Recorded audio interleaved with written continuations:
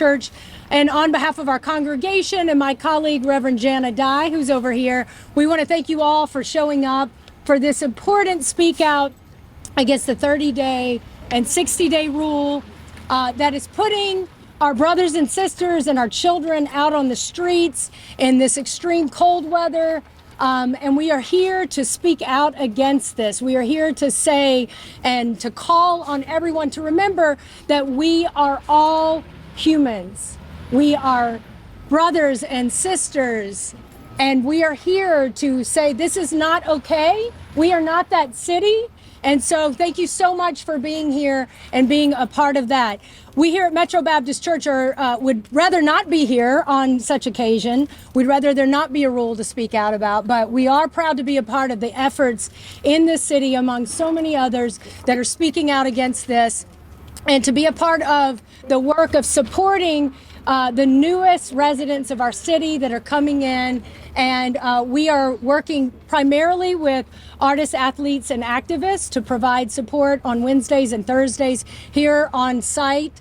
And we'd like to do more to be a part of this movement of support, again, for our brothers and sisters. So thank you so much for being here. We have a lot of folks that are going to come and share some important words for you today. And we're going to start with the New York City Council Speaker, Adrienne Adams. Thank you so much for being here. Thank you so much. Good afternoon, everyone. You know, it's cold out here, but as we think about the reason that we're here, I'm truly honored to stand here amongst this great congregation to speak out. As the first mother and grandmother to serve as Speaker of the New York City Council, it pains me to see young children and families harmed by the 60-day policy. Our goal should always be to minimize harm, but the mayor's police activity and this action actively hurts people, uprooting youth and families with children, forcing them to navigate an unnecessarily burdensome and bureaucratic process to receive a new shelter placement. The administration is neglecting its responsibility to ensure government acts to protect our children. The negative effects will ripple throughout our communities and schools, and some of us have actually already seen that happening. We need effective solutions that help people successfully transition out of shelter and become self-sufficient. For the best interests of our city, I urge the mayor to abandon this counterproductive and cruel tactic, and instead pursue more sound management that upholds our moral responsibility as a government. We must work together to remove the barriers that prevent people from accessing safe and permanent housing. I thank all of my colleagues who are standing together today. I thank all of our advocates who are always strong, fighting the good fight for the unserved and the underserved. Thank you very much. Thank you so much, Speaker Adams. And I believe we are now going to hear from Deputy Speaker Diana Ayala. Welcome, Diana. I'm only kidding, but thank you all for being here today. I thought that this was we at the council thought that this was a very, very important conversation to have, to be able to stand in solidarity with women and children is something that morally we needed to do. It is incomprehensible to believe that 2 years into this administration, we're now looking at a landlord problem. Our mayor is a slumlord. And a slumlord is defined by a person who has property and who evicts people little by little by taking away services, by turning off the lights, by not providing heat and hot water, by not providing the basic essentials. And that is exactly what is happening today in the city of New York. That is exactly what is happening to some of our neediest New Yorkers, people that have no other option. And I think that it is, for me, disheartening that we have an administration that is primarily made up of women, Black and brown women, who I am hopeful, or I was hopeful, would be a little bit more understanding of situations like these. And I'm not negating that there haven't been challenges, because there have been. I don't think that anyone here would say that that's not true. However, the idea of taking women, uprooting women and their children out of the safe environments that they have become accustomed to during the last year or so is cruel and is inhumane. To remove children out of the schools that are providing them with the basic services and with the community that they need now more than ever is cruel and inhumane. And we will not be silent, because if we are silent, we are complacent. We're not doing that. We are not doing that in the city of New York. We're not doing it today. We didn't do it yesterday, and we will not be doing it tomorrow. The mayor needs to roll back this policy, specifically around the women and children. It is not enough to say that, you know, pregnant women won't have to leave their place of residence after, you know, when they're in their third trimester, that they won't, you know, be bothered until their children are 6 months old. How many women here have children? How many of us have gone through that? The difficulties of navigating through the day with children is horrendous. To add the burden of having to carry all of your life's, you know, possessions and your children, and have to do that repeatedly. What is the goal here, other than to break down the moral character of these folks? And I'm just really happy that we have the support of all of the groups that have been here today, because I think that if it wasn't for you, a lot of these New Yorkers, new New Yorkers, our friends, our families, and our new neighbors would be worse off. So thank you again for being here. And I hope that the message here is that we need to do better. I am embarrassed to be a New Yorker today. Thank you. Thank you so much, Deputy Speaker. It's important that we hear from the voices of those impacted directly by this, and it is my pleasure to work alongside someone who has been tireless in this work from the very beginning. Power Malou, who's the director of Artists, Athletes, Activists, is going to come and be joined with Reina Alvarez and her son Matias, who are going to share a bit more of direct story about the impact of this rule. Thank you, Power. Thank you. Reina. Okay. Buenas tardes, mi nombre es Reina Álvarez. Good afternoon. My name is Reina Alvarez. Vengo a hablar sobre mi experiencia desde que me vine hace 5 meses I'm here to speak about my de experience. Venezuela. Me vine I de got here Venezuela 5 por la months ago situación del país, por from la Venezuela. economía. I came here because of the situation in my hometown in Venezuela, Por la delincuencia, y decidí venirme con mis 4 for the niños. para acá. violence. Mi experiencia ahorita en los albergues, I decided to come here with my 4 children alone. mi experiencia en los albergues es que nos cambian cada 2 meses, cada 60 días. My experience in the Esta shelters is that they situación keep nos changing perjudica us con los niños en el colegio. one day after the next, and it's putting our child's education in jeopardy.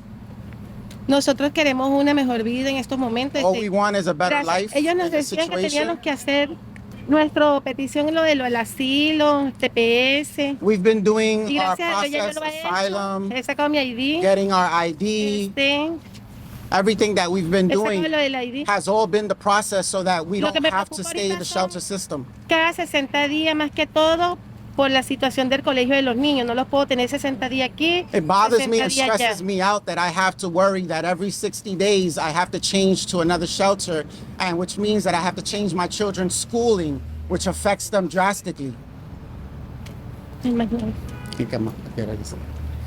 Bueno, me habían dicho hace poco en el chester donde estaba que si hacía lo de mi asilo me podían colaborar con una vivienda. Pues entonces ya yo apliqué lo de mi TPS, lo de mi asilo. Ya lo que quiero es para ver qué posibilidad puedo tener. Yo quiero trabajar. They've Porque es lo also primero told que me in the quiero. shelter system that if I come through with my asylum application, I would also be able to get housing. I just want to be able to work and provide for my children. Gracias a Dios ya me llegó lo del social y lo de mi permiso de trabajo. Lo que estoy esperando es un trabajo. Thank God that I've already received my Social Security and my work authorization, and all I need now is a job. Thank you very much. Muchas gracias. De nada. Thank you, Fowler. Thank you, Raina. Thank you, Matthias. I believe Ruth Messenger, is Ruth here today? She's not here yet. Okay. So we're going to skip over Ruth as a wonderful person and a strong advocate in this work. Hopefully she'll make it. Is Adama Ba? Adama, I saw her. Yes, Adama. Adama, who's the founder and executive director of Africana. Adama, thank you so much for being all the work that you do. Thank you so much for having me here. My name is Adama Ba, immigrant rights advocate, and most importantly, a former asylum seeker. For the last 19 months, I've heard so much misconceptions about the asylum seekers, about who they are, what they're doing here, and their journey here. But let me tell you briefly some of the stories. We have women who left Guinea with their daughters because they're worried they may be child brides. We have Eritrean families that left because they were persecuted because they're Christians, and many more horrific stories. But we cannot do this to them. We cannot evict them without a plan and without support. We cannot just throw them into the street and expect them to fend for themselves when they are new to this country. We are New Yorkers. We have a long history of welcoming people. So I urge my city to welcome them, and let's work together. And for the long-standing New Yorkers, we have not forgotten you. We are still advocating for you too. Thank you. Thank you, Adama. And now we're going to hear again from those who are most impacted by this. So I want to invite Tierno, Umu, and Adama, another Adama, Barry, the Barry family, to come and share. Thank you so much for coming. Yeah, thank you. I'll be translating. Hello, good morning. This baby's named Adama after Adama because of all the help that we do. They wanted to name the baby Adama. So he's saying thank you everyone for all the work and everything that you're doing. And then il parle de mais vraiment madame happy surtout fi affaire logement parce que ñando ñan men ala anade ñando ñambe wora men fi yaltin ko men 60 euro mais woti le ko jidem ga déplace go men ko créer men problème. So he has concerns about the 60-day. He's not sleeping at nighttime and is worried that every day he's going to be bounced around. Jon kan la niveau to de ko be ga men c'est que cour yi ni de ngal men fo ko men marque donc kan men donc déplace go men na amen nokko kadi ko ta ko mi foti to kade ba ran compliqué ni mo. They have started school here in New York City, closer to their shelter, and they're worried that they may lose their education opportunities. They want a chance to be here and a chance to be part of the community. Don kadi déjà non men jende men la niveau to be bu yakol fu nokko kadi fu ko kade ba. He has made a community here. He has made families here, and he's worried about going to the next community and not being welcome there. Yoni kadi surtout ton sen convoqué sur mission yep de tam 150 jours depuis appliqué au mois de septembre quelque chose comme ça yoni ko janvier do la nata makani na pour février na appliqué pour working permit on final go set logement now ndare oti fala ko goldo ko sa mara autorisation ngata goldo. He's talking about is that he wants to work, but he's not given a chance and an opportunity to do so. He wants to give back, but no one is giving him an opportunity and a chance to do so. Non vraiment c'est une wadade on charge donc parce que tout ma to milita ko nyando nyande na do walta ko da walta ko yam ko walta vraiment dexé wata équilibre de te carrément il m'a demandé. He's worried. He's really worried. He doesn't know what the future holds for him. He's just worried about his child and his wife and the next steps to do. This family is phenomenal. They grabbed their daughter and fled for safety so she does not become a victim of FGM. Oh, Jarama. Thank you. Okay, thank you, everybody. So cute. Thank you so much to the Barry family for your important words. Immigrants are welcome here. Say it loud, say it clear. Immigrants are welcome here. Immigrants are welcome here. Thank you so much. And now we're going to hear from the Reverend Dr. Chloe Breyer, who's the Executive Director of the Interfaith Center of New York. Thank you.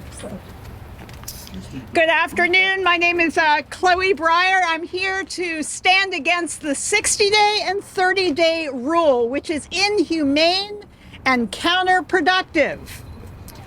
We work at the Interfaith Center welcoming migrants with houses of worship from mosques to synagogues to churches like this very one behind me that have punched above their weight, to use an overused phrase, and welcoming people in need. Last September, I called Metro Baptist out of the blue and I said, do you have the resources, do you have the space to welcome a pop-up barber shop for migrant kids wanting to go to school? That basic thing of getting a haircut before you start school. They said yes, unhesitatingly. Yes to disruption, yes to some inconvenience, yes to a little bit of disrupting the usual order.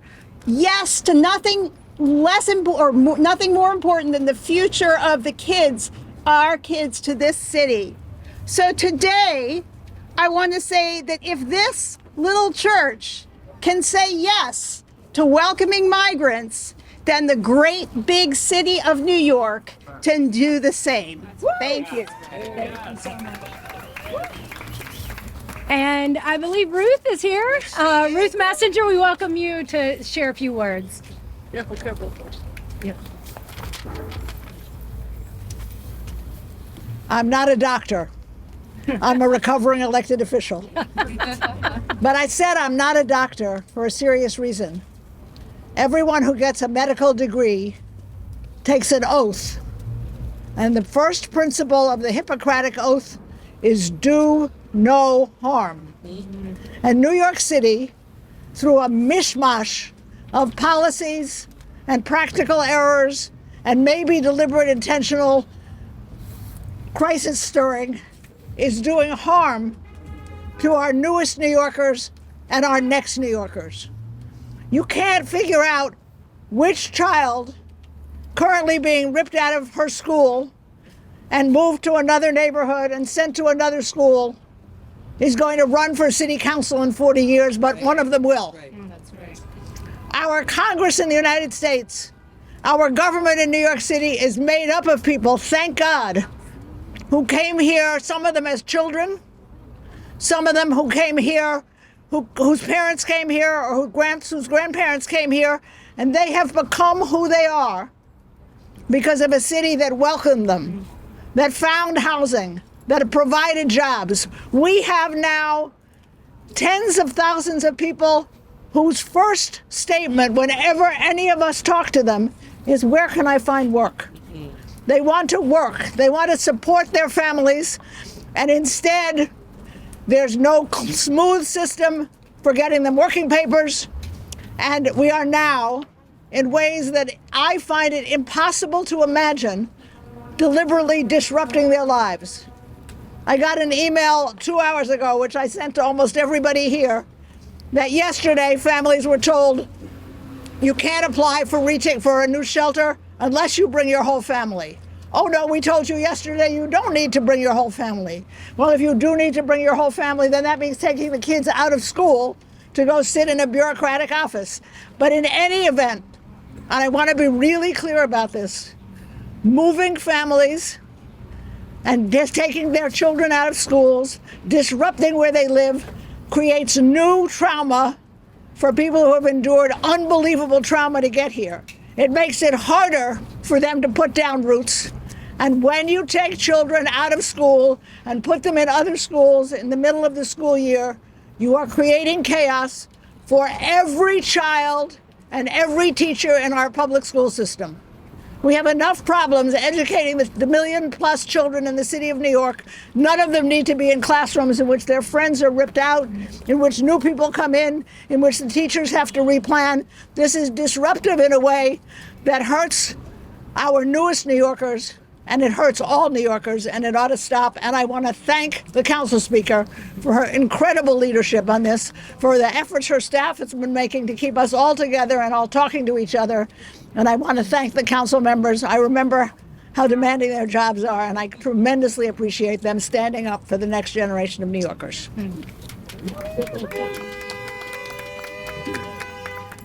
Again, thank you so much, Ruth. Thank you for those words. We know that this rule is a political rule, but we also know that there's political will on the other side of it. We're so grateful to the council members that showed up today to speak out against this rule, and we're going to hear from a few of them, starting with Council Member Carmen De La Rosa. Thank you so much. Well, good afternoon at this point. I represent Washington Heights. I'm the daughter of immigrants. I'm an immigrant myself. I was adopted in the Dominican Republic and brought here by my parents looking to give me the opportunity to have an education, to have a roof over my head. That is the promise that people fleeing violence, oppression, and hunger have been made for generations and history. We, New York City, have bankrolled that promise using immigrant labor to uplift our city. Now in a moment where we see, which by the way, this is not a new moment. We've seen the influx of immigrants for the entire history of this city. But now in this moment, this administration wants to pick and choose which immigrants, which New Yorkers, which new neighbors get to have housing, access to education, access to food. I am proud to stand here today with this city council speaker, this city council leadership, women majority city council. Let me just say that each one of us has visited schools in our districts.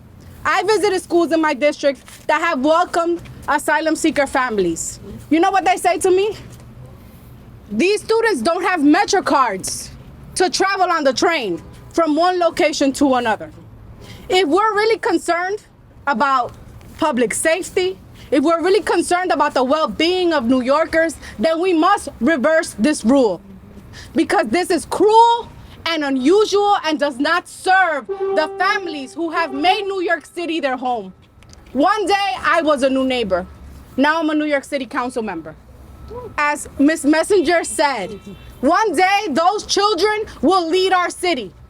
And those of us that stood silent and perpetuated these policies will have to look back and decide on what side of history did we stand. This council stands with children, and we call on this mayor to do the right thing. You are a man of faith, then listen to your heart and listen to faith leaders around this city that are calling for us to do the right thing. Thank you. Thank you so much.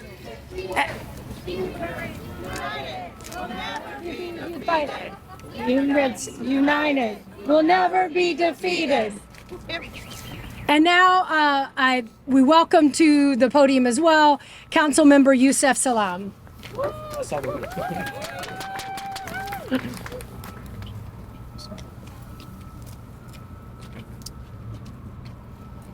You know, my prayer today is that all of our voices are heard. New York has always been a melting pot of cultures that got along, that created the kaleidoscope of the human family. And when I think about what's at stake today, I think about basic human rights: food, clothing, and shelter. It's not a lot, but it is a basic human need that needs to be realized and gifted to the most vulnerable of us. And so I'm proud to stand here today as well, representing the city council and our speaker in really the most powerful way to lift all of our voices up. I'm not an immigrant. I'm part of that 400-year track of the transatlantic slave trade. That's right. But when people see me and I'm out and about in the streets, they see me as them. Far too often, a person has walked up to me, a human being has walked up to me and said to me, "Ça va?" And I'll say, "Ça va bien." And then they'll say something else and I'll say, "No, that's all I know." Or they may come up to me and say, "Nanga def." And I'll say, "Magnifique." And then they'll keep on and I'll say, "No, that's all I know." But the beauty of it is that at least they see somebody and they're trying to get help. Yes. So in this space and time, we have an opportunity. Matter of fact, we have a duty That's right. to do the right thing. And so what we're urging our mayor to do is to hear the voices of the most vulnerable of us. This represents a microcosm of the macrocosm of people just like them. And I'm proud to stand with them on this side of history. I need our mayor to stand with us as well. Thank you. Now, please help me welcome Councilmember Gail Brewer. Thank you very much. Just a few Fridays ago, we met with a school in Harlem in District 3. Parents, people who were migrant families. And the principal said the following. She said, this morning, a little girl came all dressed up. And she said to the little girl, who's a migrant family, where are you going? Are you going to a party? And the little girl burst into tears. She was beautifully dressed. She said, this is my last day. My family has to move and I'm not going to be here anymore. At which point the principal burst into tears and everybody in the room burst into tears. That is what you're doing, Mr. Mayor. You are really, really killing families. People in that classroom were upset. All the teachers were upset. She's a star student. I want to thank the Department of Education because they have welcomed these families. They have cared for these families. They have elevated these families. And we say to you, Mr. Mayor, for goodness sake, it's good for the schools, it's good for the families, it's good for New York. You must not move these families. Do not tell me that they can move elsewhere and get a bus. I can't get buses for my special education students. Right.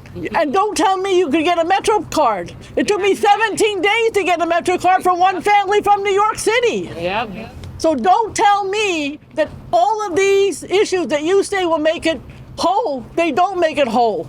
We must keep these families in this where they're located. If you want to move them, go to take a professional caseworker or social worker like Ruth and go to the room and say, listen, do you have family elsewhere? Do you have friends elsewhere? But don't pull them out of the school or their location. Thank you. Thank you. Thank you so much.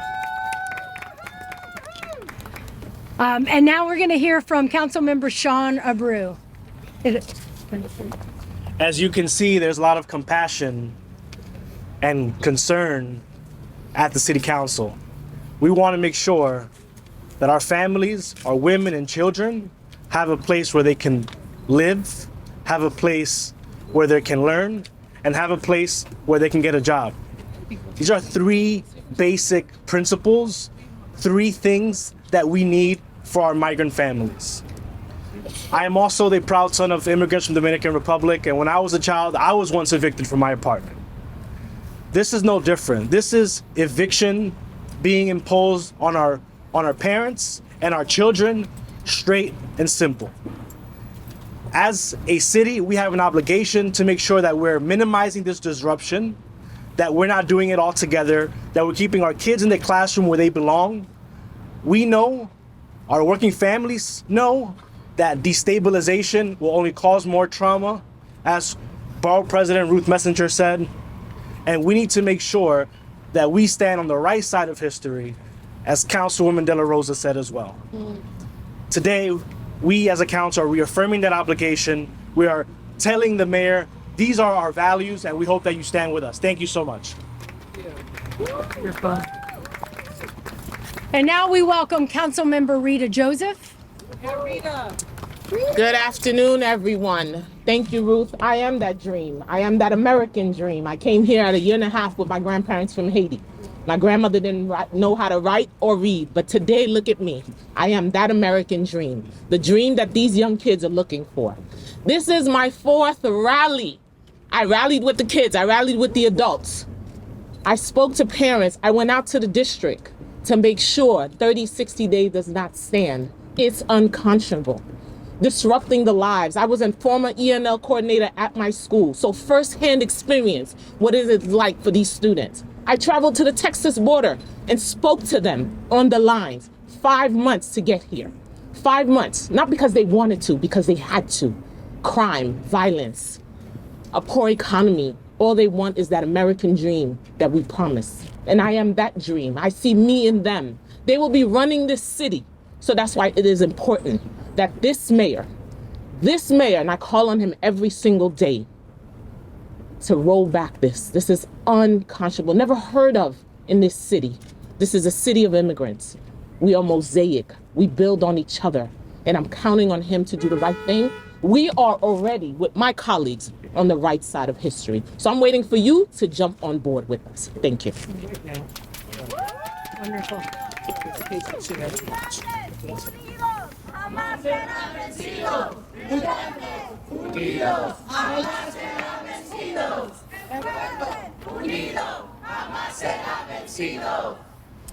As I am with all of these council members, I am very proud to stand in solidarity with my own council member, Eric Botcher.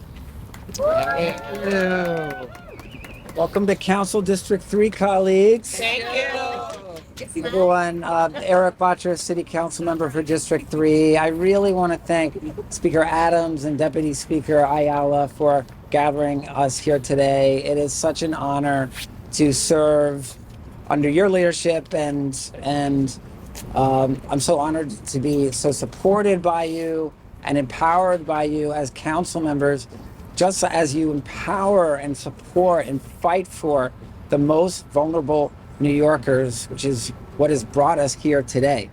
I also want to thank Reverend Tiffany Henkel of Metro Baptist Church. We're in front of Metro Baptist Church, which for many decades has been serving thousands and thousands of meals. Their pantry every Saturday serves thousands of New Yorkers. This neighborhood has seen a lot of change in the last few decades, but what hasn't changed is the incredible need in this neighborhood. A vast number of unhoused New Yorkers with high social service needs, and Metro Baptist Church represents the best of New Yorkers, the best of what we are. This policy with women and children runs totally counter to that spirit. In other parts of the city, communities have protested against the immigrants and just treated them in horrible, horrible ways, screaming at them, spitting at them, something that's made us all ashamed to be New Yorkers. In our district, we have many thousands of hotel rooms rented out for these asylum seekers, and we've enveloped them with love. We've welcomed them with love. And in the schools, it's been really unbelievable to see the effort that's happened. I want to give a shout out to Kathy Ringrose from Quest to Learn, who's here in Chelsea. And it's really extraordinary what's been happening in those schools. What's not being said that much, and I think with Messenger said it, is that this policy is also disruptive to our schools. Just when our teachers and our administrators and our paras have begun to really get these kids on a track and begin to get the classroom dynamic in place, scrambling it all up again. It's bad for everybody. I'm not going to deny how difficult this situation is, but you have a city council and city council leadership, general welfare chair, an education chair, ready to work with you, Mr. Mayor, on a policy that is sustainable, that is humane. So please sit down with the city council and really come up with something that is humane and that works. The history books are going to write about what we're doing now. And we have a lot to be proud of as a city with what we've done so far. I've been in all the HERCs and the emergency shelters, and it is extraordinary. Don't throw it away with this policy. Don't negate all the good work that we've done. Thank you so much. Thank you. Help me welcome Council Member Alexa Aviles.